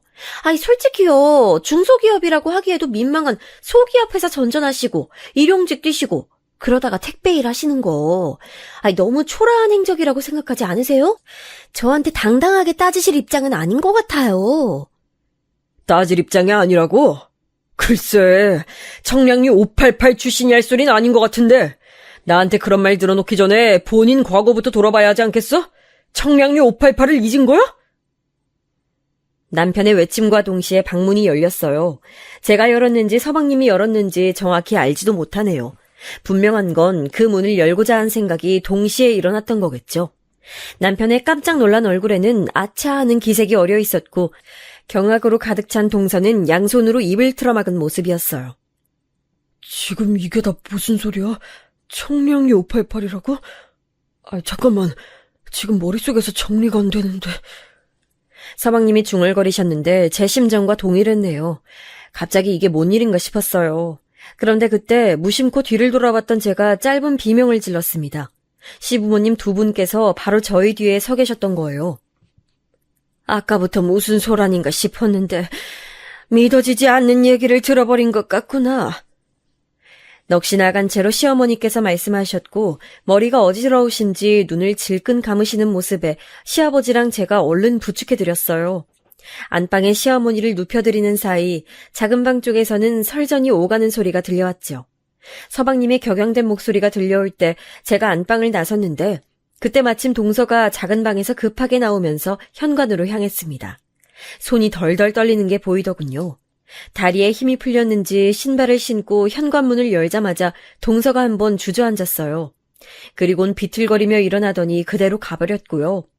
손으로 얼굴을 덮은 채 연신 한숨만 내쉬는 남편에게 다름 아닌 해답이 들려있음을 이제 가족들이 다 알고 있었습니다. 시부모님께서도 대체 정확한 속사정이 뭐냐면서 남편을 강하게 채근하셨고요. 결국 남편이 다 털어놓게 됐어요. 제가 서울 토박이가 아니라서 그런 건지 아니면 여자라서 그런 건지 청량리 588 이게 뭔지 정확히 알고 있지 못했어요. 다만 직감적으로 그런 거구나라는 느낌이 왔던 것이죠. 청량리, 천호동, 미아리, 영등포 이런 곳들이 꽤 오랫동안 음지에서 욕망의 명맥을 유지해왔다는 사실은 조금만 생각을 더듬어봐도 짚어지긴 하더군요. 가만 보니까 저도 예전에 한번 영등포에서 길을 잘못 뜨는 바람에 그 광경을 본 적이 있었어요. 어둑한 밤이면 홍등이 밝혀져 있었던 영등포의 그 거리를 말이죠. 아무리 도시만에 그런 곳들이 존재하고 있다는 걸 인지하고 있다고 해도 그게 생판 남의 일이고 다른 세상의 이야기라고 이렇게만 생각을 하며 살아왔는데 동서가 그런 동네 중에서 청량리에 몸을 담았던 사람이라니 세상에 이게 대체 어떻게 된 일인 것일까? 머나먼 얘기라고만 생각했었던 그런 동네와 연관된 사람이 설마 저랑 한 집안 식구로 있었던 일인 줄은 꿈에도 몰랐네요. 도대체 동서의 과거는 뭐였는지, 게다가 남편은 그걸 어떻게 알고 있었는지 나중에 들은 내용을 토대로 꾸려보자면 과거의 전말은 이랬습니다. 동서는 20살 나이에 돈을 벌기 위해 고향을 떠나 서울로 상경했어요. 참고로 동서는 고향이 충청남도고 시골 동네였다고 합니다. 무작정 꿈을 안고 서울에 도착했지만 형실은 너무나도 냉정했죠. 돈을 많이 벌 일자리는커녕 몸 하나 누이고 잘 곳조차 구하기 어려웠으니까요. 그런데다가 동서에게 상경을 권유하며 달콤한 말들을 건넸었던 지인들이 막상 서울에서 마주치자 낯빛을 바꿨던 거예요. 동서는 심지어 그 지인들에게 사기를 당하고 돈도 갈취당했다고 하더군요. 크게 낙심한 동서가 주저앉아 있을 때 누가 제안을 건네왔다고 합니다. 돈을 벌고 싶다면 그에 맞는 좋은 일자리가 있는데 관심 있으면 연결해주겠다는 내용이었대요. 좌절하고 있었던 동서는 홀린 듯이 그 제안을 덥석 받아버렸고 어떤 동네로 먼저 흘러들어가서 지내다가 시간이 조금 흐른 뒤에 거처를 청량리로 옮겼었다고 합니다. 일명 청량리 588로 불리는 그 구역으로 말이에요. 동서는 자기 위로 언니가 하나 아래로 남동생 둘이 있는 사남매 집안인데요. 집안의 장녀인 동서의 언니는 웬 남자한테 코가 잘못 꿰어서 일찍 시집 갔다가 죽도록 시집살이 당하고 온갖 고생 다한 사람이라고 합니다. 바람 피우는 남편, 며느리 쥐잡듯이 하는 시어머니, 집안의 왕인 시아버지, 성질 더럽고 포악한 시누이들. 그런 시댁 식구들에게 둘러싸여 노예처럼 지내면서 눈물 마를 날이 없었다고 해요. 심지어는 결혼 2년 만에 도망을 쳤다가 걸렸고 시누이들에게 얻어터진 경험도 있다고 하더군요. 그런 마당이니 장녀가 어떻게 집을 도와줄 수 있었겠어요.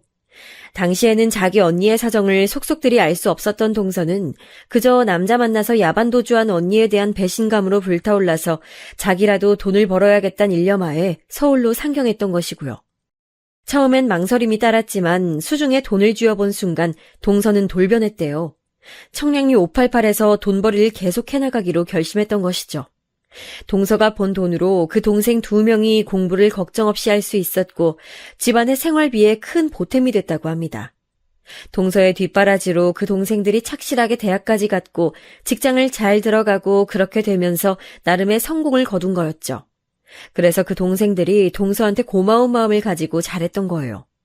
어쩐지 누나한테 잘하는 남동생들이라는 게 신기하고 왠지 생소하단 인상을 받았었는데 그런 내막이 있었던 겁니다. 그리고 그 동생들은 자기 작은 누나가 무슨 일을 해서 돈을 벌었는지 자세히 알지 못한다고 했어요. 세월이 흐른 지금까지도 말이죠. 동서의 친동생들도 모르는 그 비밀을 제 남편이 어떻게 알았는가 하면 여기서 엄청난 우연이 등장합니다. 동서가 서방님과 연애를 하던 시절이었대요. 두 사람은 연애 기간이 길지 않았는데 그럼에도 서방님이 자기 여자친구라고 동서를 남편한테 인사시켜주고 셋이서 밥도 2번 먹고 그랬기 때문에 남편은 동서를 잘 알고 있었대요. 어느 날 남편이 복잡한 포장마차 거리에서 공장 사람들 몇 명하고 술잔을 기울이고 있었는데 작업반장이란 분이 갑자기 자리에서 일어나더니 어떤 여자한테 가서 아는 척을 하며 인사를 하더래요. 그 중년의 여성이 머리 모양이며 옷이 범상치 않아서 남편은 그때 그 인상을 유심히 봐두게 됐고요. 여기까지는 지극한 우연이었는데 이게 한 번 더 겹치면서 운명 같은 순간을 만들어내게 됐죠. 당시에 엄청 인기 많았던 고깃집이 있어서 남편이 서방님한테 거기서 고기를 한번 사주고 싶었대요. 근데 서방님께서 동서를 데리고 나오셨던 거예요. 셋이서 고기를 맛있게 먹고 나오던 길에 그 식당 앞에서 남편이 얼마 전에 봤던 그 중년의 여성을 발견하게 됐죠. 근데 정말 신기하게도 동서가 그쪽을 보자마자 소스라치게 놀라면서 몸을 휙 돌렸다는 겁니다. 못 볼 꼴이라도 봤다는 것처럼 동서는 표정이 완전히 경악에 질려 있었대요. 장소를 벗어나면서도 동서는 계속 고개를 푹 숙이고 있었고요. 아무래도 궁금해서 남편이 동서한테 물어봤었대요. 아까 문 앞에서 서 있던 여자랑 아는 사이냐고요. 그랬더니 동서가 펄쩍 뛰면서 아는 사람을 본 적이 없다고 딱 잡아뗐다군요. 내가 이렇다 저렇다 따로 말을 얹은 것도 아닌데 갑자기 왜 이렇게 정색을 하면서 부정하지? 혹시 뭐가 있나? 숨겨진 가족이라도 되는 건가? 의아해하던 남편은 다음에 다시 그 포장마차 거리에서 공장 사람들과 술을 마시게 되었을 때 작업반장한테 슬쩍 물어봤대요. 전에 왔을 때 여기서 어떤 여자분하고 반갑게 인사를 하시던데 그 여자분은 뭐 하시는 분이냐고요. 사실 그렇게 물어볼 때까지만 해도 남편은 별로 진지한 생각을 가지고 있진 않았었대요. 그냥 일상에서 가질 수 있는 얄팍한 호기심 정도였다더군요. 그런데 작업반장이 술 취한 목소리로 엄청난 대답을 해준 겁니다. 아이, 내가 청량리에서 잘하는 곳 여사장이 있는데 그 여사장의 지인이야. 그래서 나랑도 안면이 있지. 잘 아는 곳이요? 어디 뭐 식당이라도 운영하시는 분인가 봐요. 에이, 맛 좋은 걸 팔긴 하는데 식당은 아니지. 청량리 588 몰라? 알지? 거기서 포주하고 있어. 거기 포주랑 아는 사이다 이거야. 듣고 나니까 뭔가 깨름칙했대요. 그런 곳에 포주랑 아주 가까운 여자가 어떻게 동서 같은 사람을 알고 있는 것일까 머릿속에서 연결이 안 됐다고 합니다. 반대로 뒤집어 보자면 어떻게 동서 같은 사람이 그런 곳에 포주랑 아주 가까운 여자를 알고 있었던 것인가라는 의문이 됐기 때문에 남편은 직감적으로 뭔가 안 좋은 내막이 있구나라는 판단이 섰대요. 괜히 심란해서는 자리도 뜨지 않고 술자리를 오래 이어가고 있었는데 딱 그날 공교롭게도 그 순간에 그 중년의 여자가 자기 일행들하고 포장마차로 오는 게 보였대요. 제 남편은 그때 술이 딱 깨는 걸 느꼈고 기회를 엿보다가 슬쩍 그쪽으로 가서 그 중년의 여자한테 물어봤다고 합니다. 자기 동생의 여자친구라는 말은 절대 안 하고 지인의 지인이라는 식으로 둘러대면서 아무래도 그 지인이 저번에 그쪽을 보고선 깜짝 놀라서 도망친 것 같은데 무슨 관계가 있냐고 질문을 해버리고 말았대요. 영문을 모르겠다면서 고개만 갸웃하던 그 중년의 여성은 남편을 통해서 동서의 외모 묘사를 듣고서는 갑자기 테이블을 주먹으로 콱 내려치면서 이렇게 말했다고 합니다. 걔가 나를 어디서 마주쳤다고? 그게 어디였다고? 참나. 그년이 우리 동네에서 일했던 년인데 얼마나 악독한지 튀어버렸어. 그년 보통 내기 아니에요. 유독 악발이에요. 그 소리를 듣고선 남편이 엄청 충격을 받았던 거죠. 왠지 안 좋게 들었던 직감이 결국 맞아떨어지고 말았으니까요. 저는 이 대목까지 듣고서는 그럼 왜 어째서 무슨 이유로 남편이 동서의 비밀을 함구하고 서방님과의 결혼을 묵인했는지 이해가 안 갔죠. 여담이지만 한편으로는 남편이 청량리 588에 발을 들였기 때문에 동서가 그쪽 사람이었던 것을 알고 있었다라는 전말이 아니어서 제가 얼마나 안도를 했던지 모르겠네요. 그 엄청난 비밀을 더 엄청난 우연의 사다리를 통해 알게 된 남편이 입을 다문 이유는 바로 서방님에게 있었다고 하네요. 서방님께서 정신적인 문제로 워낙 힘들어하시던 분이었기 때문이죠. 계기는 군대에서 겪었던 참혹한 경험이었다고 들었고요. 만약 요즘이었다면 군대에서 그런 일이 벌어지기 쉽지도 않았을 테고 서방님께서도 정신과 진료를 받으셨을 거예요.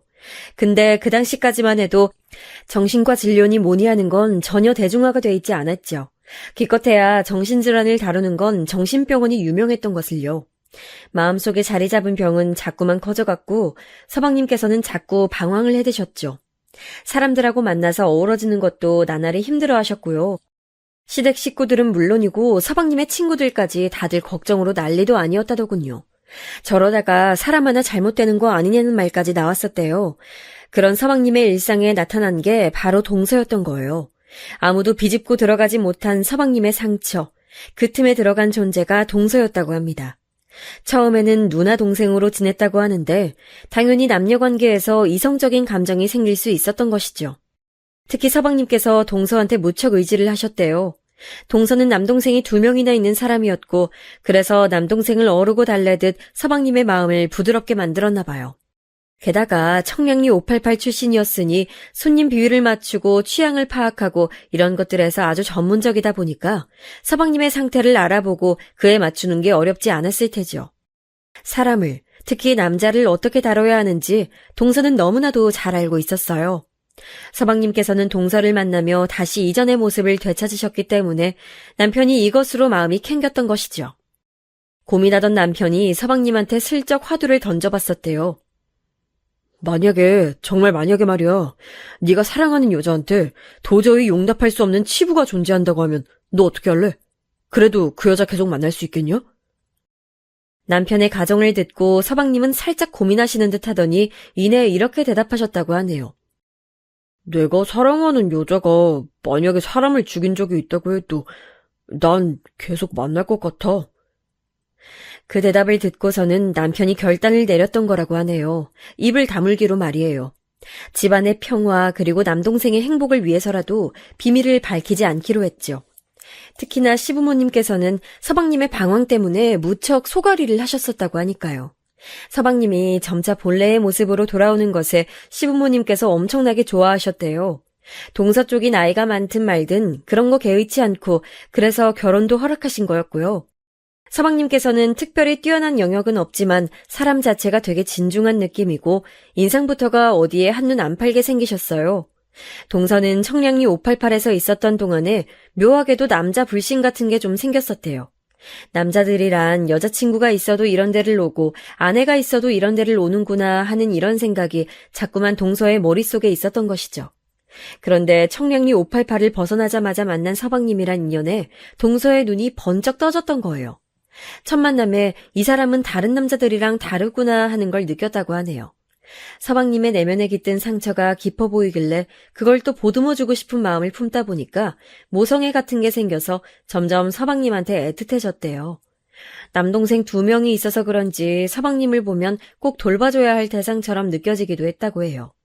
청량리 588을 통해 알게 된 건너 지인들이 자기 허영심만 채우려고 돈과 간판을 조차 남자를 물었다가 패가망신한 일화들을 동서는 알고 있었기 때문에 그들의 말로를 답습하지 않으려면 서방님처럼 사고방식이 건전한 남자랑 결혼하는 게 해답이라고 판단했었대요. 동서의 표현에 따르자면 자기 딴에는 무력을 내려놓고선 아무 욕심 없이 선택한 게 서방님이었단 거죠. 근데 남편이 자기의 비밀을 알고 있다는 것을 동서는 결코 몰랐을까요? 놀랍게도 동서는 남편이 자기의 비밀을 알고 있다는 것을 짐작했던 순간이 있었다고 합니다. 그건 바로 서방님과 동서의 결혼식 때였는데요. 동서가 자기는 부를 하객이 거의 없어서 죄다 부모님 인맥이라는 식으로 멋쩍게 말을 했었대요. 거기다 대고 남편이 별 생각 없이 자기도 공장 일을 안 좋게 그만두는 바람에 딱히 결혼식에 놀러 오라고 할 사람이 없다면서 말을 한 거죠. 그러자 동서가 웃으면서 이렇게 말했었대요. 에이, 그러지 말고 연락 한 번씩 돌려보세요. 전 공장 문을 오셔도 전혀 상관없어요. 가감없이 말을 해보자면 그렇게 질 좋은 양반들은 아니라서 청량리 588이니 뭐니 이런 얘기들도 하시는 양반들이라. 남편이 조금 난감해하면서 무심코 그런 대답을 해버렸는데 그때 동서의 표정이 확 변하더랍니다. 그때 봤던 동서의 표정은 말로 설명이 안 된다고 남편이 그러더군요. 무거운 침묵이 감돌았고 동서가 남편에게 무슨 말을 하려는 것처럼 입술만 한참 달싹거리더니 끝내 말을 안 했다고 합니다. 짐작하기로는 아마 뭘 알고 계세요? 라는 질문을 동서는 남편한테 해보고 싶었던 게 아니었을까요? 인간은 망각의 동물이자 동시에 적응의 동물이라고 하던가요? 그 표현을 뒷받침하듯 동서는 결혼 직후까지는 남편이 여실히 느낄 정도로 뭔가 태도를 항상 조심조심하며 지냈지만 시간이 점차 흐르면서 바뀌어갔어요. 특히 아이를 갖더니 출산 이후로 그렇게 됐죠. 이제 더 이상 무서울 거 없고 꺼려질 거 없다는 생각이 들어서 그랬을 겁니다. 하지만 그보다 더 세월이 흘러서 자기의 비밀이 까발려질 줄은 상상도 못했겠지요. 서방님께서는 극심한 충격을 받으셨고요. 시부모님께서는 뒤로 넘어가셨어요. 원래 시아버지께서 건강이 좀 안 좋으신 편이었는데 쓰러지신 쪽은 시어머니셨네요. 화를 내셨다가 손으로 가슴을 치시며 우셨다가 한탄을 하시더니 결국 실신하셔서 구급차 타고 응급실에 실려가셨어요. 우리 애들만은 이런 사실을 알면 안 되는데 자기 엄마가 그런 과거를 지닌 사람이라는 걸 절대로 알아서는 안 될 텐데. 서방님께서는 그 와중에 자식 걱정을 하셨고 눈물이 잔뜩 고인 눈으로 멍하니 어딘가를 바라보시면서 깊은 한숨을 내쉬셨어요. 저도 옆에서 착잡한 마음으로 있었네요. 당연하죠. 애들은 절대 몰라야 돼요. 저희 중에서 아무도 입 놀릴 사람 없으니까 어른들이 입단속 잘하고 티 안 내고 살면 애들은 계속 모를 수 있어요. 그렇게 말씀해 주시니 힘이 되네요. 고마워요, 영수님. 지금 제 심정을 어떻게 표현해야 할지 모르겠습니다. 지독한 배신감, 끔찍한 충격, 절망 이런 것들로 미쳐버릴 것만 같은데 당장이라도 그 사람 멱살 잡고 흔들면서 저주를 퍼붓고 싶은데 지난 세월 부부로 살아온 건 허상이 아니었으니까 부부로 살며 아이들 낳고 살아온 세월을 부정할 수는 없으니까 더 미칠 것 같아요. 서방님의 입장에선 그럴 수밖에 없었겠죠. 이럴 수도 저럴 수도 없는 심정이요. 동서의 비밀을 터뜨리고 만 것에 남편은 후회가 된다고 저한테 그랬어요. 죽을 때까지 그냥 계속 안고 갔으면 됐을 비밀이었는데 자기가 이성을 잃어버리는 바람에 말을 해버렸다고 스스로를 통제 못하는 거 보니까 자기도 이제 다 늙은 모양이라면서 씁쓸하게 자책했지요. 그런 남편의 모습을 보면서 저는 속상했고요. 동서가 먼저 싸가지 없게 굴지만 않았어도 남편 같은 대인배가 폭발하진 않았을 테니까요. 그래서 저는 서방님께는 조금 죄송하게도 남편을 원망하지 말아달라고 그랬어요. 잘 살고 있던 부부의 평화를 깨뜨린 범인으로 남편을 지목하고선 속으로 원망 중이거든 그렇게 하지 말라고 그랬네요. 동서의 비밀에 충격받고 힘들어하시는 서방님은 정말 안 돼 보였으나 저도 어쨌든 제 남편이 우선인 사람이라서 남편을 비호해버렸습니다. 제가 단호한 어조로 말씀드렸더니 서방님께서는 조용히 고개만 끄덕이셨고요. 서방님의 기운 없는 그 모습이 눈에 아른거려서 저도 왠지 죄책감 같은 게 드는 바람에 힘들어서 혼났네요. 이런저런 생각을 다 하고 나니깐 앞으로 동서는 어떻게 되는 것인가 하는 궁금증이 들었어요. 먼저 움직인 건 예상외로 동서였습니다. 시어머니께서 계속 입맛이 없고 속이 불편하다고 하셔서 제가 죽 써드리려고 시댁에 마침 가 있던 때였어요. 그러던 때에 동서가 시댁에 온 거예요. 아버님, 어머님, 불미스러운 일로 노하시게 만들어서 제가 죄송합니다. 드릴 말씀이 있어서 찾아왔어요. 수척한 얼굴로 시댁에 찾아온 동서는 이내 저를 발견하고선 흠칫했지요. 저는 애써 모른 척하는 모양새로 고개를 돌려줬고요. 동서는 위아래로 검은색 옷을 빼입고 온 상태였는데 시부모님 앞에서 무릎을 꿇었습니다. 저의 부끄러운 과거 이야기 어떤 거였는지 전부 다 말씀드릴 수 있습니다. 누가 그딴 거 듣고 싶다고 하든 어디 상갓집에라도 왔냐? 우리 보고 지금 빨리 뒤져버리라고 그런 꼴로 찾아온 게야? 동서의 조심스러운 목소리를 시아버지께서 확 잘라버리셨어요. 원래 그런 식으로 말씀하시는 분이 결코 아닌데 무척 화가 나 계셨죠. 서방님도 그렇지만 제 남편도 정말 우직한 사람이거든요. 이런 형제의 기질이 어디서 왔겠어요. 아들들이 자기 아버지를 보고 그렇게 닮은 것이지요. 시아버지께서는 젊으실 적부터 서울에서 살아오셨다고 하니 청량리 588이든 다른 곳이든 그런 동네의 풍문을 남자로서 아셨을 거예요. 옛날 남자 어르신들은 특히나 그럴 수밖에 없단 생각도 들고요. 근데 시아버지께서는 그런 문화를 딱 질색하시는 부류였던 겁니다. 시어머니의 증언에 따르자면 옛날부터 술자리에서라도 저급한 농담이 오가면 바로 자리 박차고 일어나셨던 분이 시아버지셨대요. 대쪽 같은 성향이시죠. 세상이 많이 변했음에도 불구하고 시아버지께서는 늘 물러남은 사악한 것이며 남녀는 유별하다고 보시는 분이라 아무튼 그런 분의 시각에서 보시기에 동서의 과거가 얼마나 기가 막히셨을지 감히 짐작도 안 되더군요. 시아버지께서는 손에 잡히는 리모컨을 세게 집어던지시며 분통을 터뜨리셨고 무섭게 화를 쏟아내셨어요. 동서는 고개를 숙인 채로 흐느끼기 시작했고요. 시어머니께서는 가만히 시아버지의 분노를 듣고 계시다가 한숨을 내쉬시며 조용히 이 말씀만 하셨습니다. 애초에 이런 상황이 만들어지면 안 되는 거였는데. 동서가 두 손을 모아서 싹싹 빌기 시작한 건 바로 그때부터였네요. 아버님, 어머님, 저는요. 애들 없인 못 살아요. 저 좀 살려주세요. 엉엉 울면서 빌더라고요. 알고 보니까 그 전날에 서방님께서 동서한테 우리가 어떻게 계속 부부로 살겠냐는 식으로 말씀을 하셨다더군요. 이혼을 하게 된다면 당연히 서방님께서 애들을 데려가려고 하실 테니 그 모습을 볼 수 없다면서 동서가 오열한 거예요. 애들하고 살고 싶어요. 제발 도와주세요. 제가 앞으로 두 분께 정말 잘할게요. 성심성의껏 진심을 다할게요. 혹시 제가 보이는 게 싫다고 하신다면 눈에 띄지도 않고 조용히 살겠습니다. 애들하고만 계속 같이 살 수 있도록 제발 도와주신다면 은혜 잊지 않고 열심히 살게요. 동서가 울면서도 말을 이어갔고 시부모님께서는 시끄러우니까 이제 그만하라고 하셨어요. 시어머니께서 두통이 일어난다며 손으로 머리 잡고 괴로워하시길래 멀찍이서 지켜보던 제가 얼른 다가가서 동서를 잡아 일으켰어요. 계속 동서가 앞에 있으면 시어머니께서 또 쓰러지시거나 아니면 동서가 시어머니 손에 작살나거나 양자택일이 될 것 같았거든요. 시댁 밖으로 나오고 나서야 동서는 우는 걸 멈추고 소매로 눈물 자국을 벅벅 닦았어요. 제가 그 모습을 지켜보면서 물었죠. 자 남편을 원망하고 있냐고요. 그랬더니 표정 관리를 못하더군요. 원망하고 있는 모양이었습니다. 우리 그이가 동서 과거를 폭로하기는 했어. 그건 맞아. 근데 애초에 동서한테 그런 과거가 없었다면 됐을 일이기도 해. 괜히 애먼 사람한테 원망의 화살 돌리면서 저주 퍼붓지 마. 자기 무덤 스스로 판 건 동서 본인이잖아. 택배 일이든 뭐든 닥치는 대로 다 하면서 열심히 사는 사람 깎아내리고 조롱했지. 그건 모독이었어. 그렇게 하지만 않았어도 동서는 더 오래오래 과거의 비밀을 지킬 수 있었을 텐데 난 솔직히 말해서 자업자득이라고 생각해. 제가 차분히 말했더니 동서가 입술만 깨물 뿐 아무 반론도 못하더군요. 그러더니 제가 없을 때 남편한테 따로 찾아가서 동서가 사과를 했어요. 경우 없이 굴어서 죄송했다고 반성하고 있다면서 남편한테 허리를 숙이며 사죄 인사를 했다고 하네요.